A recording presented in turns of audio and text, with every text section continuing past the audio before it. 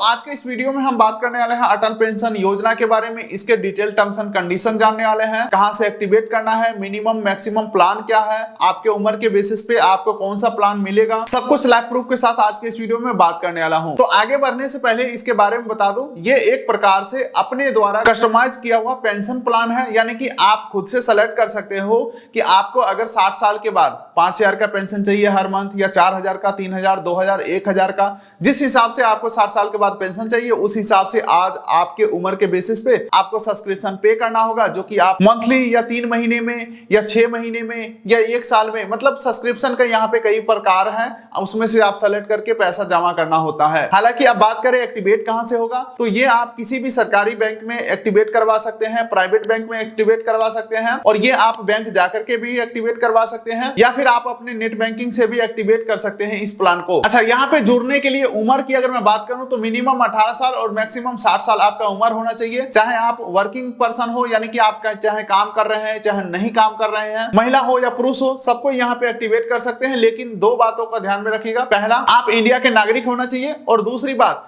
कि आप tax payer नहीं होना चाहिए। कहने का मतलब है सरकार द्वारा जो एक निर्धारित अमाउंट है जिसके ऊपर कोई टैक्स नहीं देना पड़ता है, उतना अगर कमा रहे हैं तो इस फैसिलिटी में एक्टिवेट करवा सकते हैं।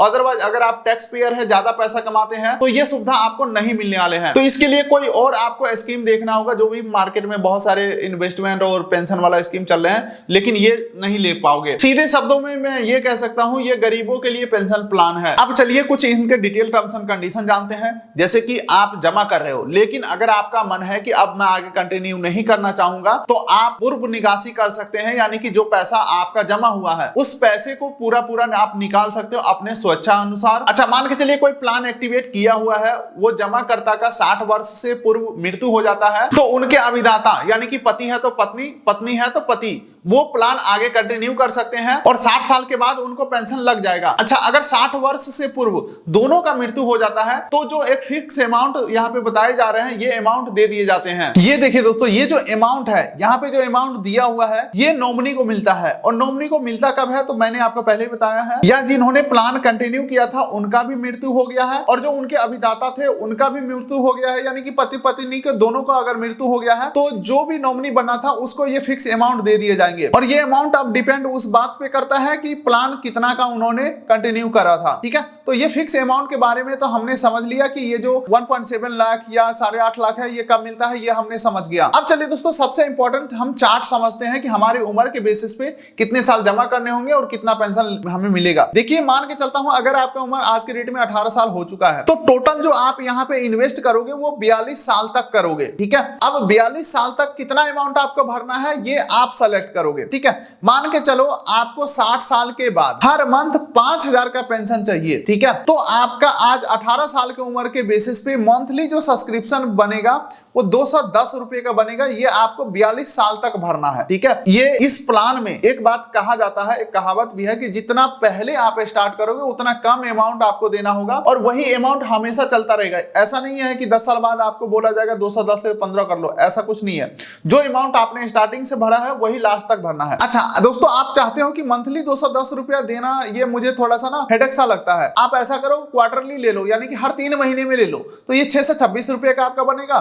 और यहाँ पे हाफ ईयरली यानी कि 6 महीने का भी प्लान है, जिसमें 1239 रुपया देना होगा। ठीक है, अब चलिए दोस्तों, मान के चलते हैं आपका उम्र 18 ही है, लेकिन आप चाहते हो कि मुझे 1000 पर मंथ ही पेंशन चाहिए 60 साल के बाद, तो यहाँ पे आपको सिर्फ और सिर्फ 42 रुपया पर मंथ देना होगा। सेम उसी प्रकार से 125 और 248 3 और 6 महीने का प्लान बनाया गया है। तो आप यहां से देख सकते हो कि आपको 2000, 3000, 4000, 5000 कौन सा आपको पेंशन चाहिए। अच्छा, एक लास्ट एग्जांपल देख लेते हैं। आज अगर किसी का उम्र 39 वर्ष उम्र है, तो टोटल उनको पे करना होगा 21 साल तक, यानी कि इनको कम समय तक पे करना होगा, तो इनके लिए ज्यादा अमाउंट देना भी होगा। अगर उनको 5000 पर मंथ पेंशन चाहिए तो उनको 1318 रुपया पर मंथ इनको देना पड़ेगा, और ये 21 साल तक भरना पड़ेगा। ठीक है, तो उम्मीद करता हूं ये चार्ट आपको थोड़ा सा समझ में आ गया होगा। अब बात करें एक्टिवेशन के बारे में दोस्तों, तो अपने जो भी बैंक अकाउंट के ऊपर इस सब्सक्रिप्शन को एक्टिवेट करते हैं तो हर मंथ ऑटोमेटिक आपके अकाउंट से पैसे कटने लगेंगे। उतना बैलेंस आपको मेंटेन करके रखना होगा